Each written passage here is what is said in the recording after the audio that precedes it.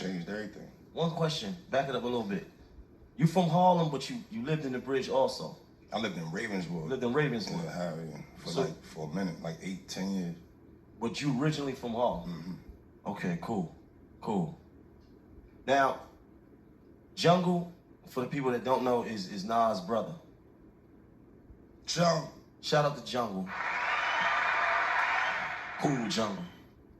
Jungle comes across your music and he says what? I'm taking you to Nas. Nope. He ain't say shit to me. I was coming to the Bridge just on the regular. I used to get my shape ups and shit out there. Rest in peace, my brother Shooter. He lived out there.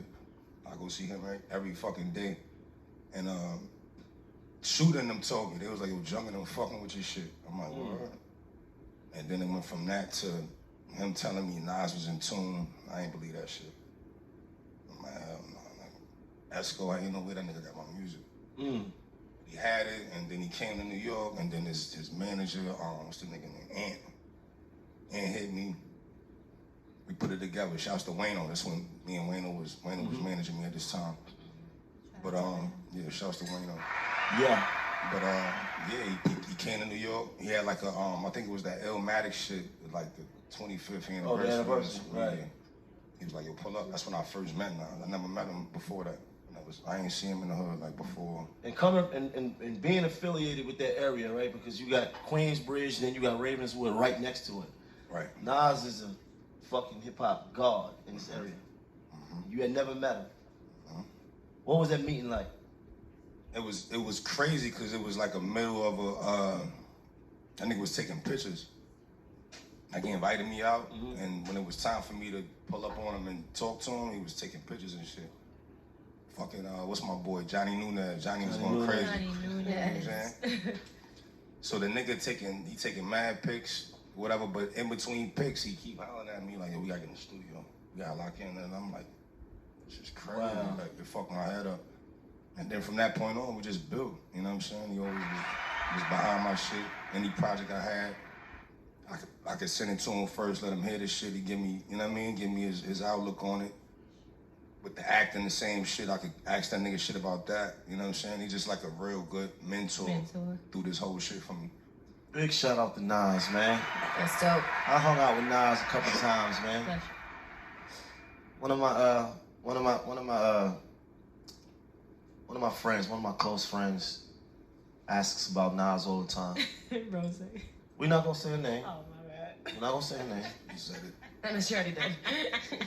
But she's just like, man, you know, I seen you with Nas. And I was like, yeah, I seen him, you know, we was over here, you know, seen that man in the Nas and Kate, you know. I'm in love with Nas. I said, Rose, Nas don't want you. Nas don't want you. Nas do not want you, man. That's not gonna happen. Leave it alone. You know?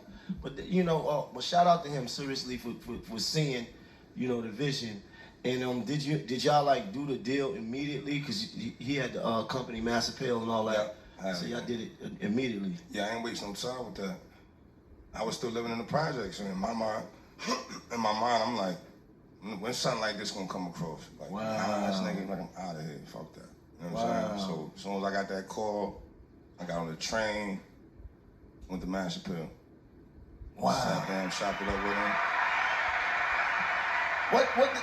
Let me tell you though, like, I don't know if people really understand like what it feels like to come from a place and then have that amount of opportunity in front of you, and then for that to change your life instantly. Because what I want to ask you is, did your life change from that point on? I'm gonna be real with you. Nas is a busy dude, so we had the initial meeting. I signed a deal. I took my deal back to the projects. You know what I'm saying? I went to shouts to my cousin Pooch, man. I went right to his crib with my deal in my hand and all that. And I stayed in the projects like another maybe 4 or 5 months. But I don't even think Nas knew. You know what I'm saying? Like I had to literally call him one day, like, yo, bro, you saying my name on 105. I'm on the radios, all this going on. I'm in the hood still, nigga. Like, niggas just looking at me a little different. Right. Them hugs done changed, them daps done changed, like, you know what I'm saying? Like, niggas think I'm on right now. Right. Like, I'm Right. still in 6E, nigga, like, you know what I'm saying? He like, oh, he said, all right, I'll call you back. This was like a Thursday.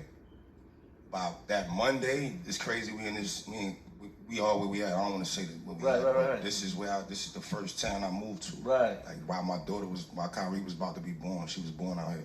Wow. So I was able to, like, within a weekend, he did, you know what I'm saying? He got me up out of there. So I tell that nigga all the time, I'm in debt to him forever, because he really put me in a different position to be like, all right, now I can get it. You know what I'm Change saying? your Like, life. I'm away from the bullshit. I'm away from the hood. You know what I'm saying? Like, Put you in a position to be comfortable enough Yeah. for you to chase your dream. fact.